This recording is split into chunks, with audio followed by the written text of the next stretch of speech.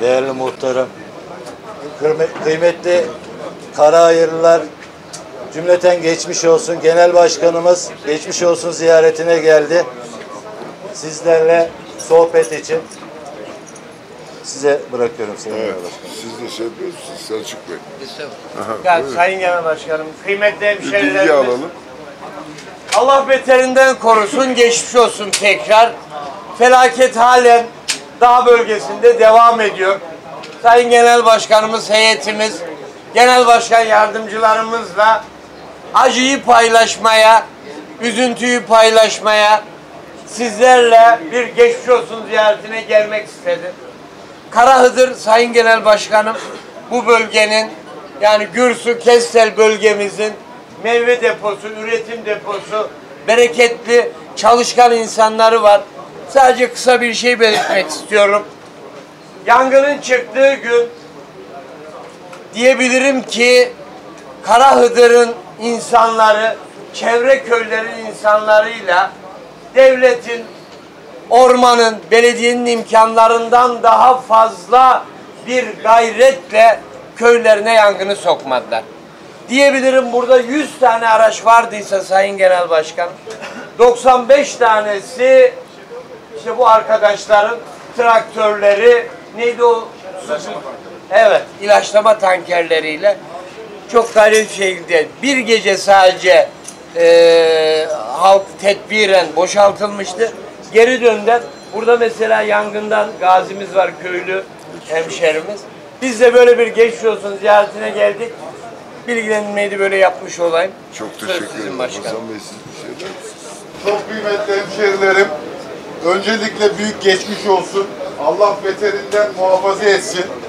Karahıdır'ın başta gençleri olmak üzere civar köylerden Sayın Genel Başkanım Selçuk Bey'in ifade ettiği gibi aşağı yukarı Yenişehir'den, İnegöl'den, yani buraya 60-70 kilometre mesafeden de gelen vatandaşlarımızla binin üzerinde burada traktör ve tanker var. Yani buraya gerçekten ateşi ve yangını sokmadılar. Büyük geçmiş olsun. Sayın Genel Başkanım arz ediyorum. Çok teşekkür Buyurun ederim. efendim. Sağ olun. Evet, ben de geçmiş olsun dileklerimi iletmek için buradayım. Zaten yangın çıktığı andan itibaren gerek milletvekillerimiz, gerek parti teşkilatımızla yakinen takip ettik. Büyük bir sıkıntı olmadan, can kaybı yaşamadan bu yangını atlatmış olmak en azından bizim açımızdan bir teselli sebebi. Ondan teselli buluyoruz ama elbette ki kayıplar var, sıkıntılar var. Zamana da yayılacak. Şu anda Türkiye'nin birçok yerinde de yangın devam ediyor. Yangın beklenen bir şey Türkiye için. Dolayısıyla eğer beklenen bir durumla karşı karşıyaysanız ona karşı sıhhat derecesi yüksek tedbirler geliştirmek mecburiyetindesiniz. Yani yangın gelmez demek mümkün değil. Dolayısıyla ama bu kadar da çok yangının aynı anda başlaması da sebepsiz değil. Bunların çok doğru bir biçimde araştırılması lazım. Şimdi burada köylü yerinde durduğu için yangını köyüne sokmamış. Ama öyle yerler var ki biliyorsunuz köy nüfusları azaldı. Dolayısıyla orman köylüsünün de bu zamana kadar yararlanmış olduğu, istifade etmiş olduğu imkanlar kendilerinden mahrum bırakıldı. Dolayısıyla bazı yerlerde sizin göstermiş olduğunuz dirayet sergilenemiyor. Dolayısıyla yangında alanları çepeçevre sarıyor. Önce köyünüze sahip çıktığınız için, topraklarınıza sahip çıktığınız için Cenab-ı Allah sizlerden razı olsun diyor. Yani kolay bir iş değil. Bizi millet yapan değerler de bunlar zaten. Toprağımıza sahip çıkacağız. Birliğimize, beraberliğimize sahip çıkacağız. Ben bugün yaşanan olayları yerinde tespit edelim. Çözümlerine yönelik atılması icap eden adımlar varsa da müştereken atalım diye aranızdayım, yanınızdayım. Sonuna kadar da yanınızda olmaya devam edeceğim. Allah böyle sıkıntılardan, böyle afetlerden, belalardan milletimizi, köylerimizi, vatanımızı muhafaza eylesin. En büyük temennimiz odur. Ama burada sergilenen iradenin de Türkiye'ye örnek olması, Türkiye'yi yönetenlerin de bu iradeden bir ibret alması gerekir diye düşünüyorum. Birliğe ihtiyacımız var, beraberliğe ihtiyacımız var, enerjimizi birleştirmeye ihtiyacımız var. Zaten bir don felaketiyle karşı karşıya kalındı. Üreticilerimiz zor durumdaydı. Bir de bunun üstüne yangınlar gelince sıkıntıların kat be kat büyüyeceğine dair endişeler hasıl oldu. Onların giderilmesi noktasında atılması icap eden bütün adımları atmaya çaba sarf ediyoruz. Milletvekillerimiz işin başından beri görevlerini sürdürüyorlar. Sizlere layık olmanın gururu ve onuruyla hareket ediyorlar. Ben de sizin bir evladınızım, bir kardeşinizim. Bu köyün bir ferdi sayıyorum kendimi. Buranın bir fahri mukimiyim, öyle görüyorum kendimi. Ne derdiniz varsa, ne sıkıntınız varsa o dertlerin bertaraf edilmesi, sıkıntıların çözülmesi için yapılması gereken her şeye amadeyim. Sizlerin de emirlerine amadeyim. Derdiniz benim derdimdir, bizim derdimizdir. Allah'ın izniyle, lütfuyla, keremiyle bu sıkıntıları el birliğiyle aşacağız. Cenab-ı Allah bir daha ülkemizi böyle felaketlerden muhafaza eylesin. Dediğim gibi tesellimiz şudur, hiç olmazsa can kaybımız yoktur. Gelen mala gelsin, keşke ona da gelmesin ama cana gelmesin, mala gelsin, mal yerine koyulur. Allah hepinize bundan sonraki dönemler için yardım etsin. Ben de yanınızda olduğumu ifade ediyorum. Her zaman emrinizdeyim. 2 milletvekiliniz var. Ahmet abi burada genel başkan yardımcımız, eski milletvekiliniz. Ben de fahri milletvekilinizim. Emrinizdeyim. Allah hepinizden razı olsun. Sağ olun. Muhtarım ve köylüler iletmek istediği bir şey var. Evet, alalım. Muhtarım, Muhtarım. Konuşacak ses yok, kalmadı genel başkanım. Otur ya, yanımdan konuş. Ayağa kalkma, ben dinlerim seni. Sağ olun. He. Başkanım hoş geldiniz öncelikle. Sağ ol. Çok sağ olun. Varlıklarınızı bize güç verdiğiniz sayılır. Yani bir desteğe ihtiyacımız gerçekten var. Tüm vatandaşlarımızdan, yani vatanımıza, milletimize kim hizmet ediyorsa hepsinden Allah razı olsun. Evet. Şu anda tam bir dayanışma içerisinde olduk. Bunun yani şu anda dediğim gibi tek tesellimizin can kaybımızın olmayışı. Sizlerin de buraya gelmesi, destek olmanız için çok teşekkür ederim. Sağ olun. Allah razı olsun. Evet. bak bir vatan yangını. Buyur abi. İyi Parti'den Suyu versene. değerli genel başkanı, Sağ ol. çalışma arkadaşları, değerli basınımız, değerli misafirlerimiz, köyümüze acımızı paylaşmak için hoş geldiniz. İlk önce bu köyde yangın haberinden alan kişiyim. Toki denilen yangının başladığı noktadan arkadaşım bana telefon açtı. Abi Toki'de yangın başladı. Sizin köye doğru evrilmeye geliyor dedi. Ve hemen akabinde 15 dakika sonra gibi iki WhatsApp'tan fotoğraf attı. Yangının başladığı alanı çok küçük bir alan. 5.44'te başladı bana ilk gelen telefon. Hemen biz de burada köyümüzden kardeşlerimizi, traktörleri organize ettik. Yangın bölgesine Tokyo'ya gönderdik. Köyümüzden 80-100 traktör gitti takriben. Tarlalardan gelenler de arkadan takviye olaraktan gitti. Ama yangın 2 saat, 1,5 saat gibi, 2 saat tutmadı. 1,5 saat gibi bu yanına evrildi, hızla geliyor. Muhtarımız telefon açtı buraya bizlere. Hemen traktörleri İncirli'ye, bizim bu yangının evrildiği noktaya, İncir tarafına yönlendirin traktörleri diye. Ama bizim köyümüzde traktör kalmamış. Allah razı olsun bütün komşu köylerimiz, Kestel, Gürsu ilçelerimizden dahi traktörler ve arkadaşlar, komşular buraya geldiler. Biz de burada 300-500 tane traktör yığıldı. Nasıl yapalım? Orada 2 tane şeftali bahçesine giden yolumuz var. O yola organize ettik buradan traktörleri. Arkadaşlar dedik traktörlere dikkatli olun. Gidiş geliş yolu yeterli, gidiş dönüş yerine zirveye son noktaya çıkın, dönün. Çıkan tankerlerini açın, ıslatalaktan gelsin, 2 taraflı ıslatalaktan gelsin bütün tankerleri. Ve bir kere takriben 300-500 tane traktör çıktı. Ondan sonra baktık ki yangın çok hızlı geliyor. 2 taraflı hem bu bölgeye hem bu bölgeye dereden atladı.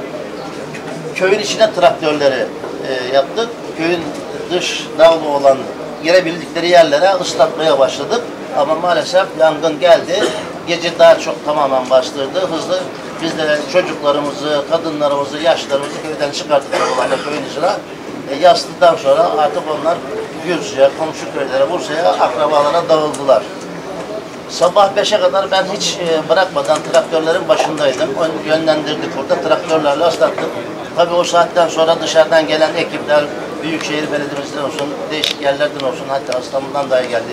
Gönüllülerimiz çok geldi, Allah razı olsun. Sabahlara kadar, sabah aydınlanana kadar devam ettik.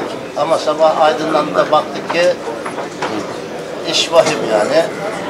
Burada bizim bazı ihtiyaçlarımız vardı. Eğer oradaki arkadaşlarımızın bizi aradığı zaman önlem alınsaydı, hatta akşam İdirköy'üne gittim. Orada da buradan yangın oraya gitti. Orada Gülsu'dan bir arkadaşımız tanıdığı bir bayanla, Gülsu'nun bayalı, Toki'de oturuyormuş. 2 defa telefon açtığını ve yüzüne kapandığını söyledi. Akşam ezanına yakın bir tane helikopter geldi. Buradan gördük. Bir kere boşalttı gitti. Eğer 5.44'te bana arandığında 6'da değilim. 6 ile 8-9 arasında 6 ile 8 arasında iyi müdahale edilseydi buraya bu yangın olduğu yerde kalır. Biterdi. Maalesef olmadı. Ama bu yönü yaşadık. Eğer köylerden, komşu köylerimizden de, köyümüzden de halkımız bizim gerçek vatanına sahip çıkan halkımız olmasaydı Karadır köyü bu tarihte yoktu bugün. Yoktu. Karadır köyü yoktu. Devamlı evleri ıslattık. Dış aralıkları ıslattık, evleri ıslattık. Çalılara yaklaşabildiği kadar ıslattık. Bu bizi kurtardı. Bir de burada Rabbimizin bize yardımı çok önemli. Şurada bir bölge var. Köyün bütün çevresinde yanan yerler de var ama şurada bir bölge var. İnanın şu şekilde koridor. Burası evler, burası yangın. Bu ikisinin arasında 30 metrelik veya 50 metrelik bir alan. Çalılarda hiç yanma yok. Buraya bir damla bir su dökmedik biz. Traktörle de atamadık buraya. Bakın şurada görebilirsiniz. Bunu Rabbim dön dedi ateşe. Dön dedi ateşe yani. Dön. Allah herkesten razı olsun. Sizlerden razı olsun. Ayağınıza sağlık. İnşallah köyümüzde, ülkemizde, bütün dünya, bütün canlılar bir daha böyle bir şey yaşamasın diye dua ediyoruz, niyaz ediyoruz. Hepinize teşekkür ediyoruz. Sağ olun, var olun. Ben de size teşekkür ediyorum. Misafirperverliğiniz. Buyur abi. Selçuk Bey'le ablacığımızla beraber çalıştık. Gel yanaş biraz istersen. Uğultu var mı? Şimdi Hüsamettin amcam olayın çıkışını, olayın nasıl olduğunu falan anlattı. Bunlar yaşandı, bitti. Bundan yaklaşık 10 yıldır, 10 yıl öncesinden itibaren işte Antalya'da olur yangın. İşte duyarız, İzmir'de olur. Başlangıcını ben bilmiyordum nasıl başladığını. Buradan traktörlerle arkadaşlar doldurup da oraya çıkana kadar o bir bina genişliğinde veya 3 bina genişliğindeki yere bir tane uçak yeter. Bizim ülkemizde her ilde neden, yani bu kadar 10 yıllık bir süreçte her bölgede orman yangınları çıkıyor. Karadeniz bölgesinden tutun bizim bölgemizde komple orman bölgesi, İzmir, Beyşehir'de. Her ilde neden bir tane uçak? Bir tane uçak havalanmış olsa Gemlik Körfezi yangının çıktığı noktaya 5 dakika. Hemen arka tarafı, dağın arka tarafı Gemlik. Yani lojistik olarak da su alabileceği, yangına direkt müdahale edeceği yer. Ben bizim köyümüzün, halkımızın samimiyetine kefil. Buradan traktörlere çıkmışlar. Artık razı ederiz arkadaşımıza. Yanma tehlikesi atlatanlar var. Mücadelede hiç sınırı yok. Bu halk, buralar Türkiye'nin gerçekten öz evladı. Yerli Türk ülkesi. Buralar asla bunlardan geri durmayacaktır. Yardım edecektir. Ama devlet bu kadar belli yani orman ülkesiyiz. Orman bölgesiyiz daha doğrusu. Her ilde bir tane uçak olsa İstanbul, Balıkesir, Eskişehir, Marmara bölgesinden 8-10 tane uçak var. Akdeniz bölgesinde 20 tane uçak var. İşte İç Anadolu bölgesinde 10 tane uçak var. Bunlar bizim devletimiz için çok zor şeyler değil. Evet. Siz iktidar partisi değilsiniz. Ben size bunu sorgulamak için söylemiyorum. Sizden beklentim yaralar sarılacaktır. Ondan yana biz kendi yanımızda sararız zaten. Bu konuyla alakalı artık bir gündem oluştu. Evet. Gerçekten sağlıklı bir muhalefet istiyoruz. Yani bu ülkede iktidardan memnun olan vardır, olmayan vardır. Ben kimseyi eleştirmiyorum. Herkes bir yere oy verir. İktidardan benim beklentim vardır, yoktur. Kişisel bir şey söylemek de istemiyorum. Ama muhalefetten kişisel beklentim, muhalefetin de yani iktidarın eksik kaldığı yerlerde gerçekten yapıcı muhalefet. Ben bu ülkede yapıcı muhalefet de görüyorum. Bu yüzden sizden ricam bu konularla alakalı veya toplumu ilgilendiren böyle hassas konularla alakalı güzel bir gündem oluşturmanız ve bunun takipçisi olmanız. Ya yaralar işte Hüsamettin amcamın traktörü yanmıştır, ona traktör alır veya bunun kuzusu yanmıştır, ona bir kuzu verir. Bu değil yarasa. Yarasa ama kesin çözülür. Bunu hükümet yetkisi yetersiz kalıyor. Yapmıyorsa muhalefetin görevi burada. Devreye geliyor, bunu yaptırmakla mükemmel. Yani sizden beklentimiz bu. Güzel bir gündem oluşturmanız. Şimdi ben çok teşekkür ederim. Önce hem hassasiyetin için hem üslubun için. Biliyorsunuz böyle zamanlarda siyaset konuşulmaz. Yok yani konuşulmaz. Ona özen gösterdiğin için teşekkür ederim. Yani bir sıkıntı var. Bu sıkıntılarla alakalı devletin bir stratejik planlama yapması gerektiğini Türkiye Büyük Millet Meclisi'nde bir sıklıkla dile getirdi. Bakın, deprem oluyor, vatandaş koşuyor. Yangın oluyor, vatandaş koşuyor. Darbe oluyor, devletini sokaktan toplamak için vatandaş koşuyor. Bütün bunların önceden öngörülmesi, bir stratejik planlama yapılması lazım. Söylediğin gibi eğer havadan müdahale gerekiyorsa o ihtiyacı karşılayabilecek araç ve ekipman işinin, uçak işinin mutlak surette çözülmesi lazım. Bunlarla ilgili Türkiye Büyük Millet Meclisi'nde defalarca araştırma önergeleri verdik. Konuları gündeme getirdik. Türkiye'de yangının artık beklenmeyen bir şey olmadığını, iktidarın görmesi gerektiğini ve olması muhtemel yangınlara karşı da önceden tedbir alınmasına yönelik adımların atılması gerekliliğini defalarca vurguladık. Milletvekillerimiz burada, işte grup başkan vekilimiz de Tunan Bey de burada. O da konuyla ilgili hem milletvekillerimizle beraber hem de partinin kurumsal kimliğiyle alakalı dediğiniz ölçüde, yani afetten siyasi rant teminine yönelik değil, sorunların çözümüne yönelik doğru adımların atılabilmesi için elimizden gelen bütün uyarıları yaptık. Ama bir de işin şu tarafı var, yani her şeyi bilen ve her şeye kendini muktedir hisseden bir iktidar anlayışı var Türkiye'de. Özellikle sistem değişikliğinden sonra böyle oldu. Dolayısıyla bakanlar siyasete karşı sorumlu değil, siyaset müessesesine sorumlu olmayan bakan kendini halka karşı da sorumlu hissetmiyor. Böyle bir handikapla da karşı karşıyayız. Yani salt muhalefet yapmak amacıyla böyle bir durumdan yararlanmak gibi bir düşüklüğün tarafı olmayacağımızı da vatandaşlarımız bilsin. Ama bunu uyaracağız ya, bu ülkenin artık, yani yangınla böyle bir şey olabilir mi? Deprem var, depremle yaşamaya alışalım. Yangın olacak, yangınla yaşamaya. Bakın işte bu böyle olmaz. İş vatandaşa bırakılmaz. Allah'a şükürler olsun ki bizim insanlarımızın bir dayanışma ruhu var. Başka köylerden değil, başka vilayetlerden de gelmek suretiyle bu sıkıntının aşılmasına katkı sağlanıyor. Ama bazen felaket öyle apansız bastırır ki işin içinden çıkılamaz hale gelinme ihtimali de söz konusu olabilir. Ona karşı da uyanık olmak lazım. Yani bugün biz bu tehlikeyi atlattık. Bu yarın olmayacak diye bir şey yok. Onun için bu hükümetin bir stratejik planının olması lazım yangın afetlerine karşı ya da diğer doğal afetlere karşı. Yani gelelim, siyasetçi geliyor, bakın ben size ne dedim?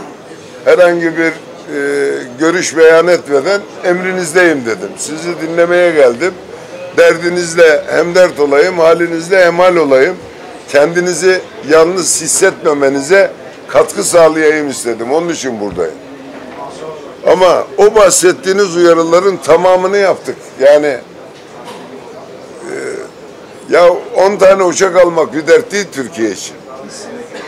Hele yani böyle bir israf ortamında bir şeylerden kısılarak nelere sahip olabileceğimizi benden iyi biliyorsunuz.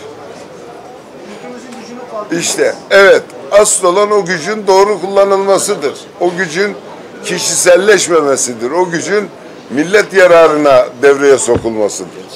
Asıl olan odur. Hani gelip ben burada şimdi bunu yapmadılar, şunu yapmadılar deyip böyle bir ortamda kimsenin yüreğini incitmek istemem. Kimseyi yaralamak istemem. Kimsenin gönlü kırılsın istemem ama bazı şeyler biliyoruz ve hoş geldiniz. Muhtarım hoş geldin. Biliyoruz ki bazı şeyler eksik yapılıyor kardeşim ya da hiç yapılmıyor. Hiç yapılmıyor. Şimdi Halk olarak biz yine de bunu takip edemeyiz. Bu muhalefet partilerinin görevi, gündem oluşturumu takip ya edemeyiz. doğrudur. Bakın şeyi söylüyorum şimdi bak. Bununla ilgili biz önerge veriyoruz mesela. Ne diyoruz? Bu sorunu alalım. Bir komisyon kuralım. Tartışalım. Doğru çözümleri müştereken bulalım diyoruz. Ne olacağı belli olmayan komisyonları kurmak için çabalıyorlar 3-4 aydır.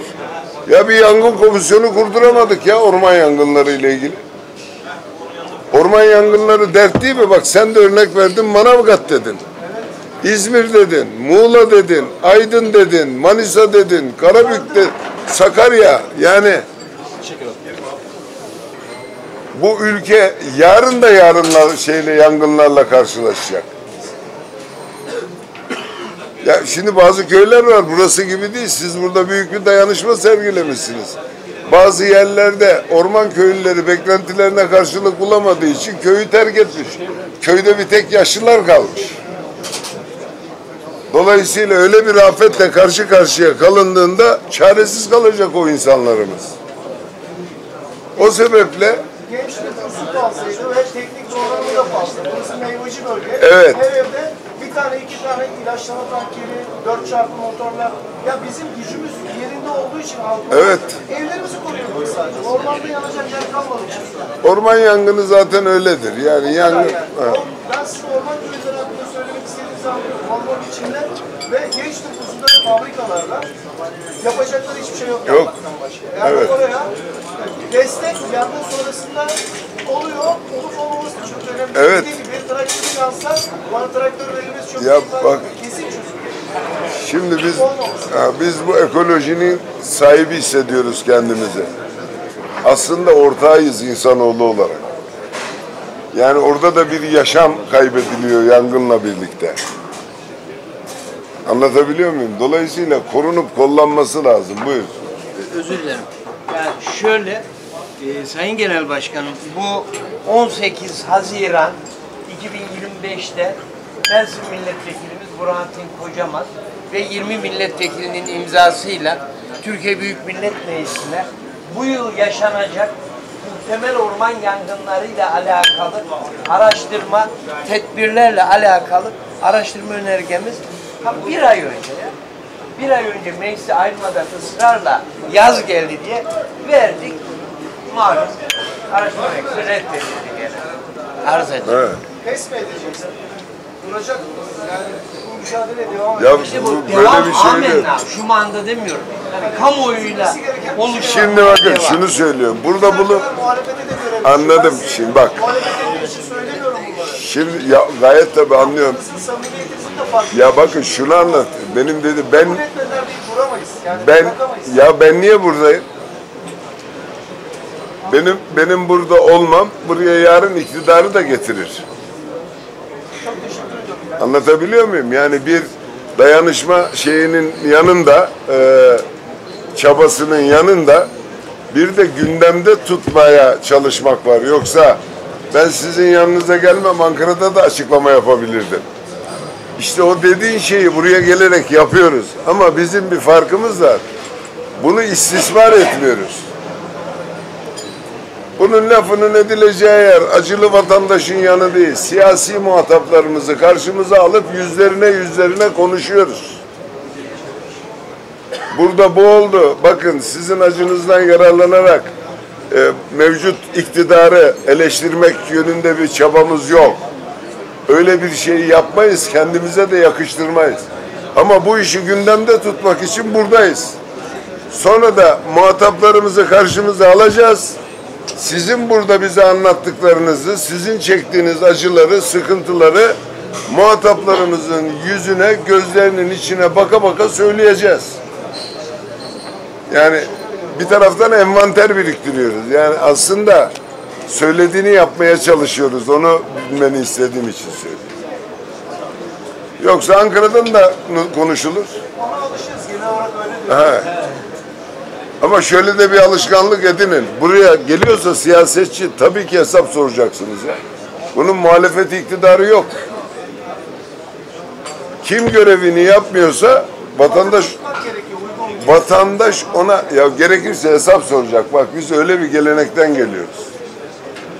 Ve bizde övünürdü eskiden büyüklerimiz vardı. Kasketi yangına vururdu kafasına.